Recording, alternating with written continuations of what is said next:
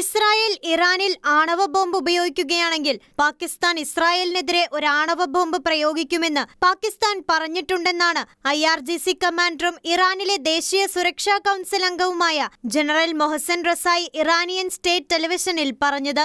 ഇറാനും ഇസ്രായേലും തമ്മിൽ മിസൈൽ ആക്രമണങ്ങളും കൂടുതൽ സംഘർഷ ഭീഷണികളും നടക്കുന്നതിനിടെയാണ് ഈ പ്രസ്താവനകൾ വന്നത്. ഇസ്രായേലിനെതിരെ ആണവാക്രമണം നടത്തുമെന്ന് അവകാശപ്പെട്ടത് മുതിർന്ന ഇറാനിയൻ ഉദ്യോഗസ്ഥനായിരുന്നു. ഇസ്രായേൽ ഇറാനെതിരെ ആണവായുധങ്ങൾ ഉപയോഗിച്ചാൽ പാകിസ്ഥാൻ ഇസ്രായേലിനെതിരെ ആണവാക്രമണം നടത്തുമെന്നാണ് ഈ ഉദ്യോഗസ്ഥൻ പറഞ്ഞത്. എന്നാൽ പാകിസ്ഥാൻ ഈ പ്രസ്താവന ഉടൻ തള്ളിപ്പറഞ്ഞു. പാകിസ്ഥാൻ പ്രതിരോധ മന്ത്രി ഈ വാദം തള്ളിക്കളഞ്ഞു.